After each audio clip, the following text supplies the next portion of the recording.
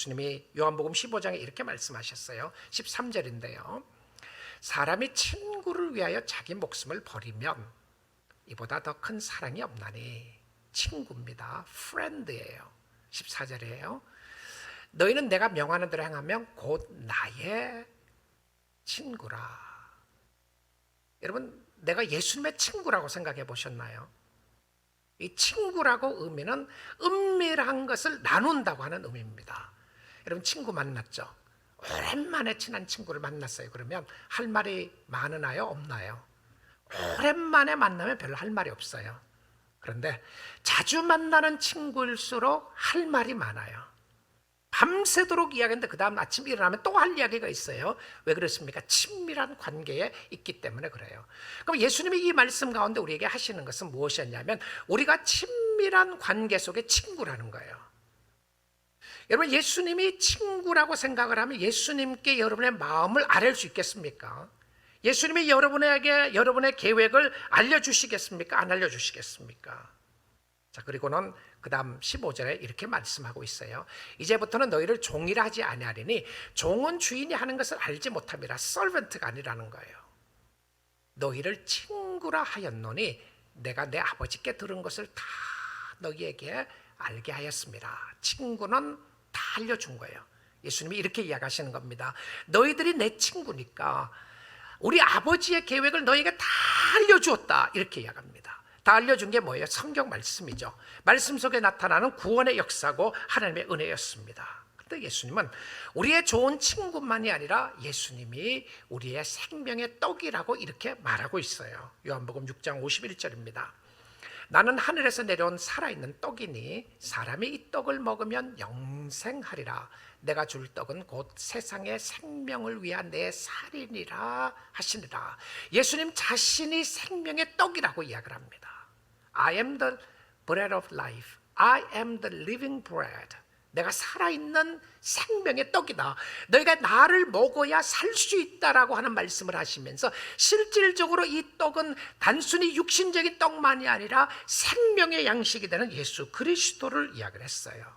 자, 그런데 이 말씀을 예수님이 어느 컨텍스트 안에서 가르치셨다고요? 어디에서요? 예수님이 기도를 하시면서 가르치고 있다는 것을 우리는 확인하게 됩니다. 기도를 하면서 우리는 친구다. 친구이기 때문에 기도 응답을 들어준다. 여기서 끝날 수 있었을 텐데요. 이 비유의 핵심은 8절에 있습니다. 8절에 보시게 되면 좋은 친구가 있음에도 불구하고 때론 우리가 그 친구에 가지 않게 되는 경우들을 보게 되는데요. 그뿐만이 아니라 한 번 말하고 더 이상 말하고 싶지 않는 경우들이 있어요. 알아서 하겠지 생각을 합니다.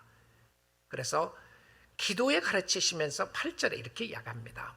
내가 너희에게 말하노니 비록 벗됨으로 친구됨으로 인하여서는 일어나서 주지 아니할지라도. 안 준다는 겁니까? 준다는 겁니까? 아까 보니까 7절에서는 뭐라고 그랬죠?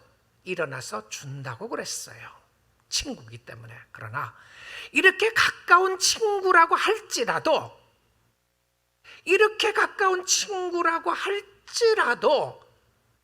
그 친구도 귀찮을 때가 있다는 거예요. 그래서 안 일어나요.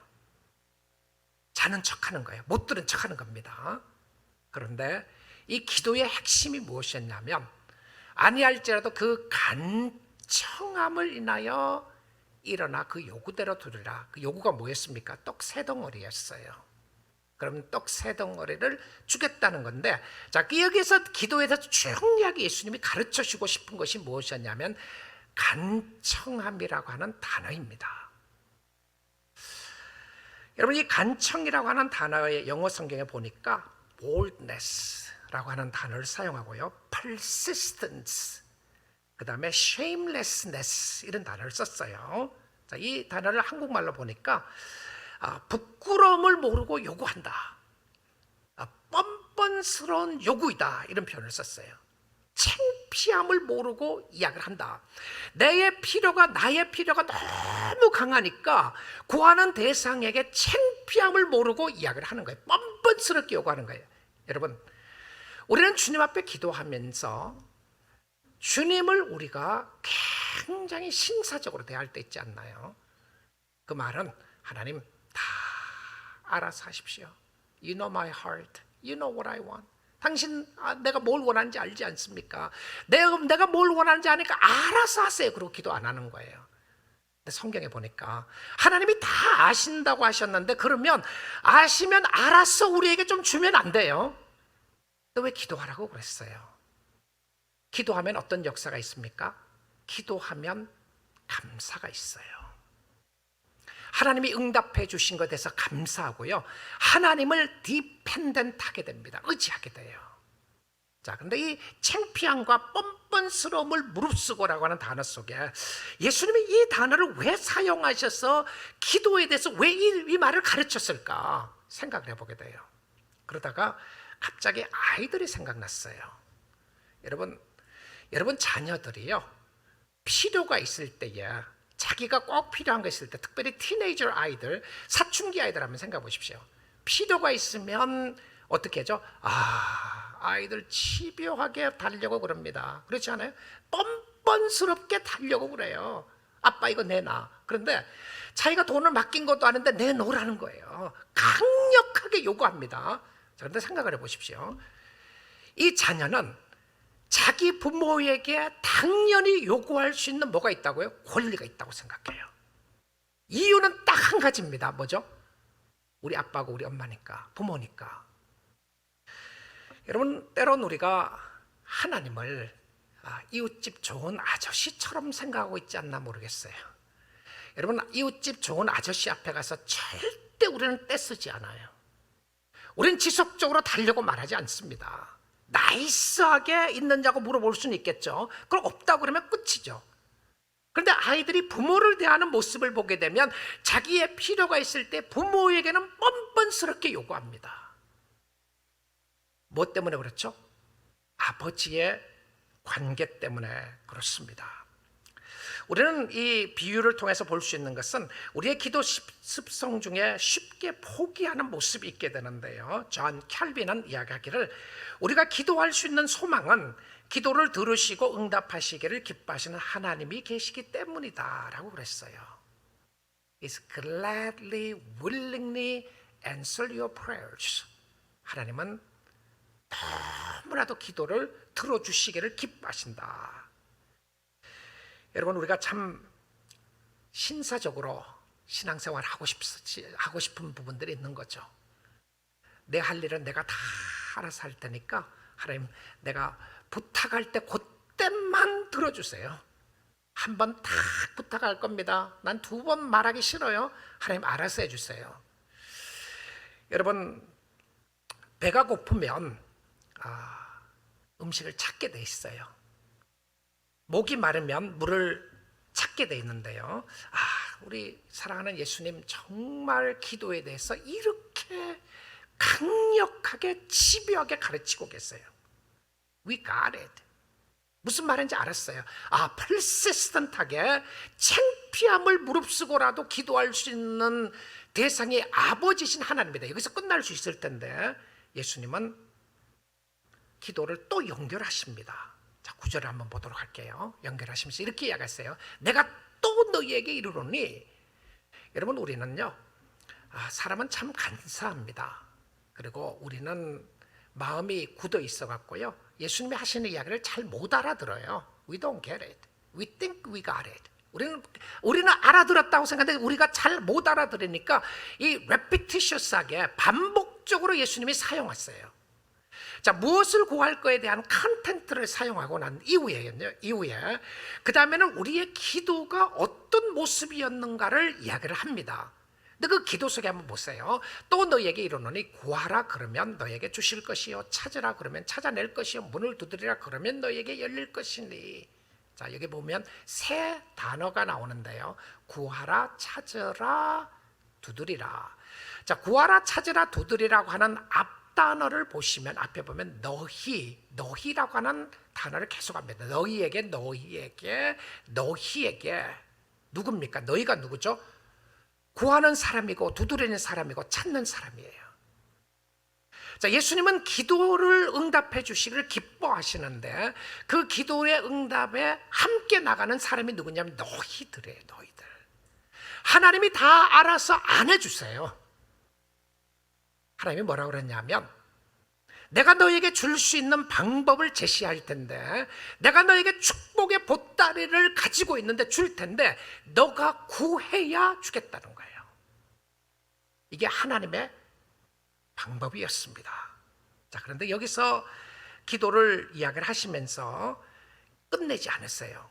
이 정도면 또 알아듣지 않았어요? 자, 똑같은 이야기를 또 리핏하세요. 반복하시는데요. 10절에 보겠습니다. 구하는 이마다 받을 것이요, 찾는 이가 찾아낼 것이요, 두드리는 이에게 열릴 것이니라. 여러분, 이 상황만 봐도요, 친구 비유를 들었다가 구하는 것을 이야기하다가, 그리고 구하는 것에 있어서 다시 한번 구하고 찾을 것을 해석을 또 하시고 반복하십니다. 그러면 예수님의 의도가 무엇이었겠습니까? 우리가 기도함에 있어서 얼마나 주님의 은혜를 붙잡고 나의 간절한 사모함과 은혜를 가지고 주님 앞에 기도하느냐가 매우 중요했음을 보여주고 있어요. 여러분, 이 모습을 생각하면 자다가도 벌떡 일어나서 기도할 수밖에 없어요. 이렇게 좋으신 하나님이 계시는구나. 눈을 뜨고도 기도할 수밖에 없고, 하나님 도와주세요, 하나님 도와주세요. 여러분, 이 세상을 살아가면서 요즘 같은 세상에 정말 얼마나 불안해요.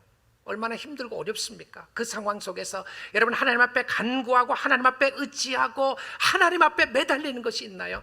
하나님, 내 가슴이, 내 마음이 너무 아파요. 하나님, 내 마음이 왜 이렇게 차가운지 모르겠어요. 내 마음이 왜 이렇게 불안한지 모르겠어요. 하나님 도와주세요. 내가 어떻게 살아야 할지 모르겠어요. 하나님 도와주세요. 우리가 간구하고 있는 대상은 아버지라는 것을 강조해 주고 있어요. 자, 그리고 나서 야고보서 4장 2절에서는 이렇게 이야기를 합니다. 너희는 욕심을 내어도 얻지 못하며 살인하며 시기하여도 능히 취하지 못함으로 다투고 싸우는도다.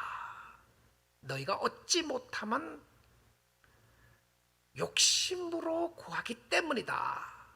그 단어 반복 안 해요. 자, 여러분, 이 기도의 가르침에 한번 보십시오. 너희가 욕심을 내어서 얻지 못하고 살인하고 시기하고 다투는 모습을 이야기를 하면, 자, 그 다음에 단어는요, 너희가 얻지 못하면 너희의 욕심 때문이다, 이렇게 말하지 않아요. 또 뭘 강조하죠? 야고보서는요, 너희가 구하지 아니하기 때문이다, 이렇게 이야기해요. 욕심으로 구하는 잘못된 모습을 강조하고 나서, 그러면 내가 욕심으로 구하는 것이 아니면 안 구하면 되는 것이 아닌가 생각할 수 있잖아요. 근데 예수님이 뭐라고 가르치시냐면, 야고보서를 통해서 주시는 메시지가 너희가 얻지 못하면 구하지 않기 때문이다, 이렇게 이야기해요. 내가 왜 갖지 못하고, 내가 왜 누리지 못하고, 내가 왜 영적인 은혜를 깨닫지 못하는가에 대한 답을 주시면서, 너희가 그것을 얻지 못하는 것은 기도하지 않아서 그렇다, 이렇게 말해요.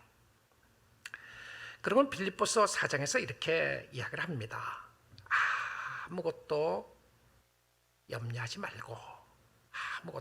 말고 다만 모든 일에 기도와 간구로 너희 구할 것을 감사함으로 하나님께 아뢰라. 지난주 중에 우리 대학 가는 어떤 청년이요, 대학생 가는 학생이 저를 찾아왔어요. 만나자고 그래갖고 이제 만났습니다. 만났더니 이 아이가 잠을 못 잔다는 거예요. 너무 불안하고 앵사이어티가 있고 잠을 못 잔다고. 잠을 며칠 못 잤어요. 너무 무서워요. 그래서 뭐가 그렇게 무서우냐, 뭐가 힘드느냐 그랬더니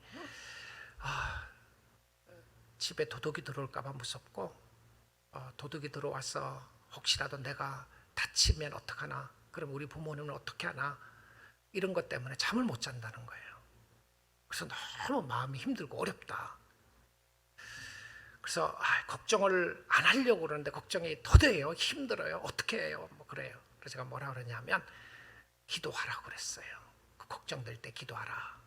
여러분, 많은 일들은 일어나지 않았는데 너무 불안하잖아요. 사람들이 불안해요.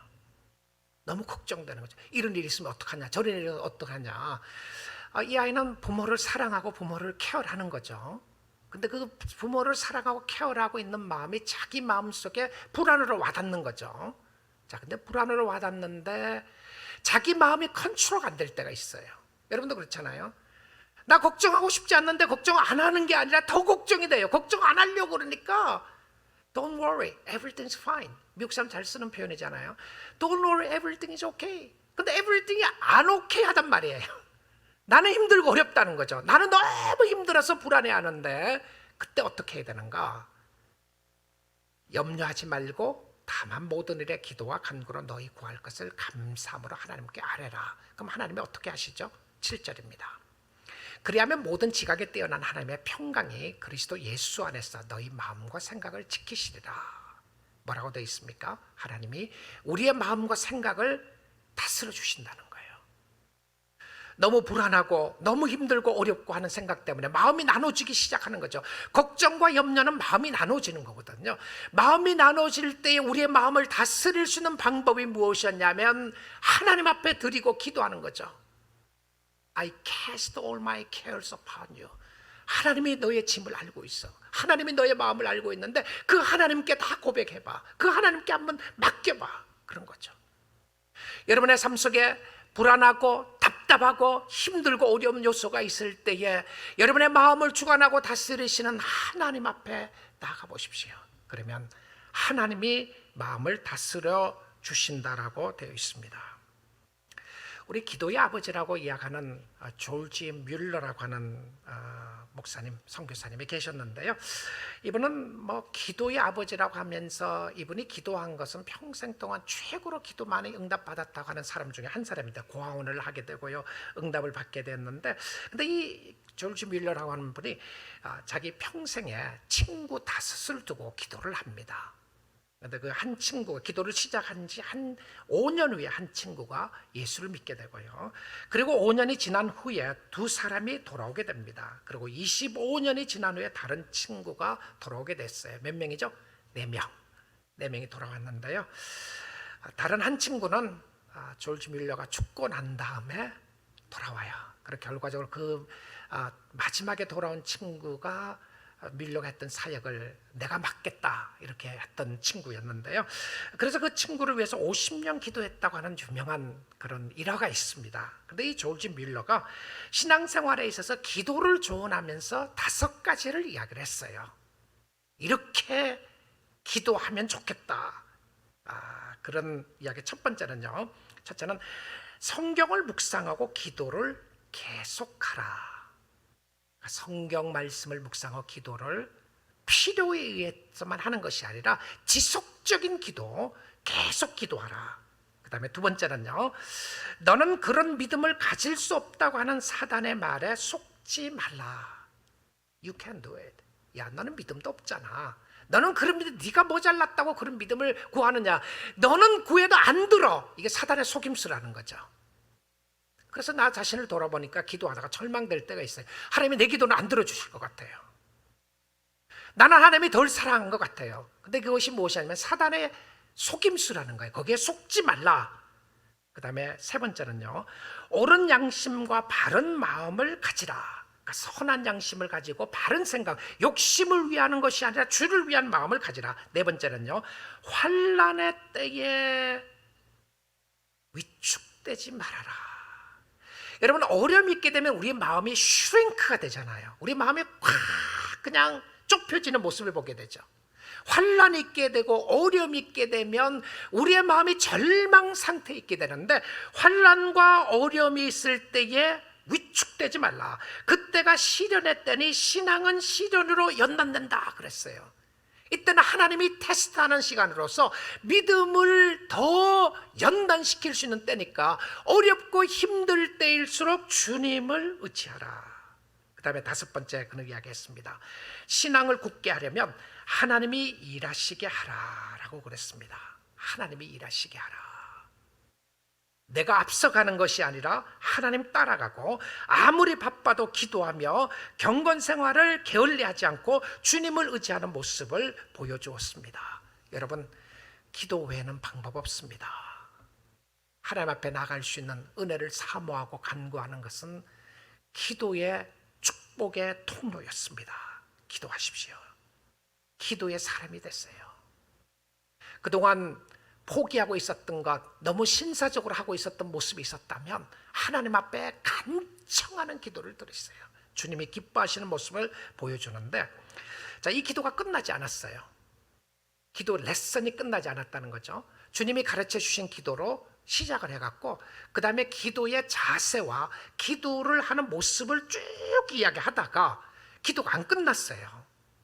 여기까지 해야 이 레슨이 끝나게 되는데요. 예수님이 이 기도의 가르침에 있어서 어떻게 마무리를 하느냐 보면 11절 한번 보겠습니다. 본문 11절인데요. 너희 중에 아버지 된 자로서, 자, 친구의 이야기를 하다가 아버지로 돌아옵니다. 하늘 아버지를 이야기했다가 세상 아버지로 돌아와요. 세상 아버지로 돌아왔다가 하늘 아버지로 다시 나가게 되는데요. 너희 중에 아버지 된 자로서 누가가 아들입니다. 아들이 생선을 달려하는데, 자녀가 생선을 달려하는데 대신에 뱀을 주는 그런 사람 있나요? I need a fish. 엄마 아빠 나 생선 주세요. 그러니까 뱀 던져줘요. 이거 먹어라. 뱀이 생선보다 더 좋은 거야. 그거 가르치는 거 아니에요. 말도 안 되는 소리죠.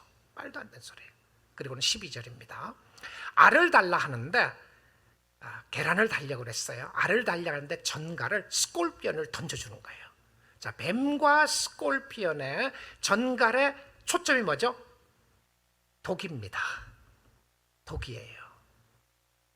누가 독 있는 전갈과 뱀을 주겠느냐는 거예요. 근데 누구였습니까? 세상에 있는 아버지. 그렇게 안 한다는 거죠. 자, 그런데 13절에 보시면 이렇게 이야기를 합니다. 너희가 악할지라도, 너희가 누구냐면 세상에 있는 아버지들이에요. 저와 여러분들, 부모들입니다. 악할지라도 좋은 것을 자식에게 줄 알거든. 여러분, 자녀가 필요하면 자녀가 떼쓴다고 여러분 야단만 치고 그러나요? 그 자녀가 어려움을 당하게 되면 여러분이 함께 아파하기를 원하고요. 그 자녀가 돈이 필요하면, 반드시 돈이 필요하면 여러분 돈을 빌려서라도 그 자녀에게 주고 싶은 것이 부모의 마음이 아니에요. 근데 자녀는 부모에 대해서 그런 마음 갖기가 쉽지 않는 것 같아요. 저도 보니까 우리 부모에게 대하는 것하고요, 우리 아이들에게 대하는 거 너무너무 달라요. 부모로서 죄송하지만 아마 우리 아이도 그럴 거라고 생각이 듭니다. 그런데 부모의 마음은 자녀에 대한 극진한 사랑의 마음이 있어요. 자, 그런데 예수님께서 이 상황 속에서 하늘에 계신 아버지를 아버지의 모습으로 다시 설명을 하면서 주장하고 있는 것인데, 하물며 세상에 있는 아버지는 절대 그러지 않습니다. 세상에 정말 악한 사람이라고 할지라도 자녀들에게는 기본적으로 좋은 것을 주고 싶어 하는데, 혹시라도 그러지 않는 부분이 있다고 할지라도 하물며 너희 하늘 아버지께서, 하나님 아버지죠, 너희 하늘 아버지께서 구하는 자에게 좋은 것을 주시 않겠느냐. 이것이 마태복음에 나오는 모습이고요. 누가복음에서는 그 좋은 것이 무엇으로 나오느냐면 성령을 주시지 않겠느냐라고 이야기합니다. 여러분, 우리는 아버지를 잘 모르는 것 같아요. 여러분, 기도를 게으리 하고 계시나요? 기도를 안 하십니까? 적당히 하시나요? 참 아버지를 모르기 때문에 그런 것 같아요. 왜 그러냐면 우리의 마음속에 자꾸 의심이 생겨요. 자, 여러분 이렇게 생각해 보시면 됩니다. 이유야를 막론하고 내가 왜 기도를 안 하는가?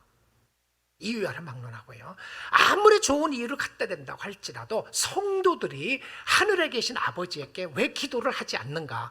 근본은 뭔지 압니까? 아버지를 잘 모르기 때문에 그렇다는 거예요. 아버지를 잘 몰라요. 그런데 아버지를 잘 모르는 이유가 왜 그러냐면 아버지가 좋은 아버지가 아니라고 자꾸 말해줘요. 그리고 세상의 아버지하고도 비교할 때가 있어요. 우리 아버지가 그러지 않는데, 하늘 아버지라니까 아버지가 싫어요. 우리 아버지가 미인하고 우리 아버지가 우리 아버지 닮고 싶지 않고 우리 아버지가 안 좋은 아버지인데 하늘 아버지도 그런 아버지가 아닐까 생각을 합니다. 그런 아버지가 아니라고 이야기해요. 그리고는 우리의 내면적인 소리 속에서 이런 이야기가 들려요. 야, 하나님이 너를 덜 사랑하는 거야. 그 이웃집 친구 있지? 걔는 하나님이 더 사랑하고 너는 덜 사랑하는 거야. 개인들은 많이 줬잖아. 너는 조금밖에 안 주잖아. 계속해서 우리의 심령 속에 내면의 소리가 들려지게 되는데 그 내면의 소리는 의심하게 만들어요. 여러분의 심령 속에 내면의 소리는 자꾸 절망하게 만듭니다. 하나님이 좋으신 하나님이 자꾸 아니라고 그래요. 여호와의 선하심을 맛보아 알려고 그랬는데 여호와의 하나님의 선하신 하나님에 대해서 알고 싶지 않고요, 선한 하나님이 아니라고 생각하는 것은 나에게는 뭔가를 하나님이 앗아간다고 생각해요. God is so unfair. 너무 불공평하다는 생각이 많이 드는 거죠. 그것이 무슨 소리입니까? 내면의 소리예요. 사단이 나에게 주는 소리였습니다. 근데 성경은 하나님은 선하시고 자기를 찾는 자에게 늘 좋으신 하나님이라고 말하고 있어요. 특별히 하나님은 자녀들에게 좋은 하나님이시라고 이야기합니다. 우리 사랑하는 성도 여러분, 저와 여러분이 기도의 패러다임이 좀 바뀌면 좋겠습니다. 기도의 대상뿐만이 아니라 우리가 적극적으로 하나님 앞에 기도하는 역사가 있기를 원해요. 더 신앙생활에 적극적이기를 원합니다. 하면 말고 해주시면 감사하고 안 해주시면 그만이 아니라 적당히 신앙생활 하는 것이 아니라 우리의 마음을 다해서 살아계신 하나님을 의지하고 한번 발버둥 치고 붙잡아보면 좋겠어요. 우리의 인생이 잠깐 지나가는 안개와 같고 들에 피는 풀과 같다고 했는데 이 살아가는 삶 속에서 하나님의 좋으심을 맛보고 살아야 되지 않겠어요? 그 하나님이 살아계시고 우리와 함께 하는데 절망과 좌절과 불평과 원망과 이런 시기와 질투의 심령이 우리의 마음속에 늘 이래 도사리고 있을 때에 하나님이여 내 마음을 주관해 주시고 감사와 찬양이 있기를 원합니다. 하나님을 섬기게 해주세요. 하나님, 나의 가슴이 성령의 역사로 뜨거워지기를 원합니다. 이렇게 적당하게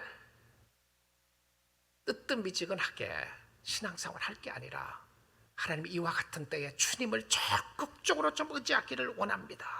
여러분, 하나님은 졸지도 않고 주무시도 않는다고 하셨습니다. 우리는 하나님을 귀찮게 하는 것이 아니라 하나님이 아버지이기 때문에 자녀의 기도를 기쁘게 들어주신다고 말하고 있음을 보게 됩니다. 기도하다가 포기한 것 있으시나요? 다시 꺼내서 기도하십시오. 기도하다가 중단한 거 있습니까? 하나님은 결코 그 기도에 빈손으로 가게 하지 아니하실 겁니다. 들어주시고 풍성하게 채워주실 텐데 그 살아계신 하나님, 우리와 함께 하시고 동행하시는 예수 그리스도 바라보면서 기도에 적극적으로 주님을 의지하고 간청함으로 주님의 역사하심을 사모하고 아버지 되신 하나님, 여러분을 결코 떠나지도 않고 버리지도 않겠다고 약속하신 아버지, 필요한 것 모든 것을 가지고 계시는 아버지 앞에 나아가 우리 하나님을 의지하고 사랑하고 섬기는 우리 믿음의 가족들 다 될 수 있기를 주님의 이름으로 축복드립니다.